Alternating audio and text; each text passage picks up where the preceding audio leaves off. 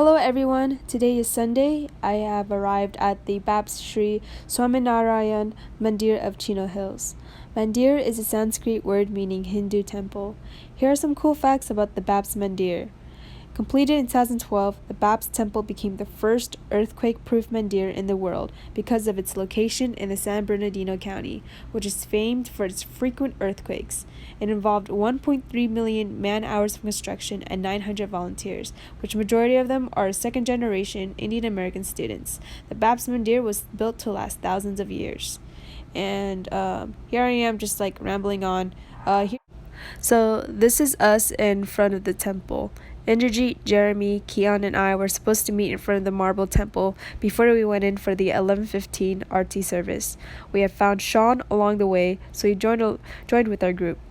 Applying Ninian Smart's 7 dimensions of religion, the Babs temple contained a ritual element called an arti. I couldn't film inside the temple, but I did take notes and sketch the deities. Inside the temple, the men and women were separated, placing the men in front of the idols of deities and the women behind the rows of men. A traditional Hindu song was sung during the ritual, and a woman holding a silver mirrored arti plate with 3 candles went around each individual to bless or purify them. Donations were not expected but encouraged. It went on for about 5 to 10 minutes until the men rose to give prayer to the deities and the gurus, along with educating themselves on the history of the gurus of the Babs branch of Hinduism. Forum. A forum. So there was this man. I just joined in late, so I didn't really get his name. But he talked to us about Hinduism, specifically about how Hinduism is not just a religion; it's also a set of cultural practices, of rituals, of different beliefs, of ways that they practice in their daily lives. So he gave us this really cool card, and it has the sixth spiritual leader of this branch of Hinduism, and the first one, a deity, and then the first one. And he mentioned, I thought it was really cool how he mentioned that gods were manifested in our souls. He also mentioned Atman as well. So we have to view other people as gods because if we do something sinful, it kind of surveillance us and knowing that God's always watching us and what we do. So we have to do good unto other people, which I thought was pretty cool.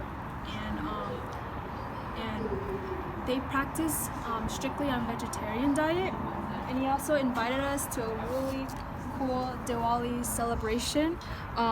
They're gonna serve over 2,000 dishes and over 30 different types of rice.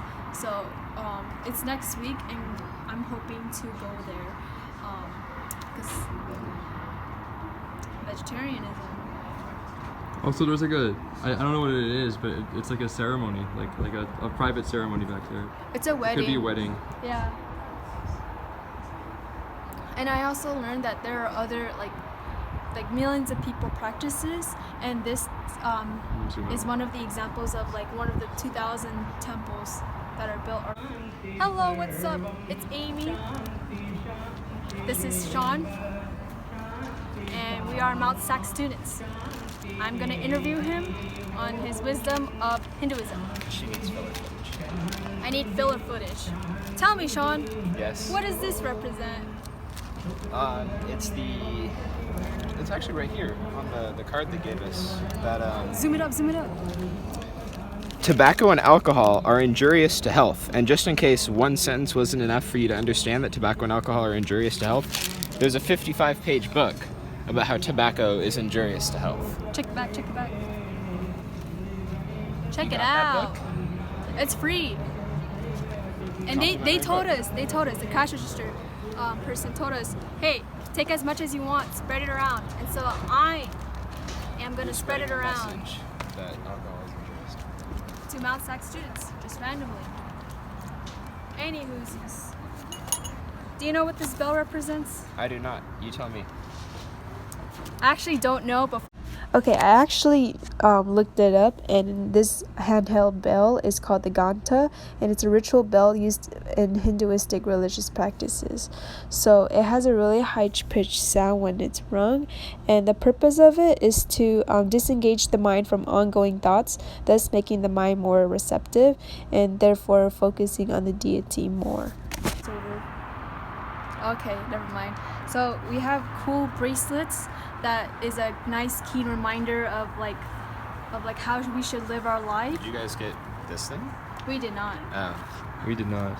it tells you what the. And then there's this Nadachadi is a sanctified red and yellow thread that symbolizes comfort and sanctuary from the daily challenges we face.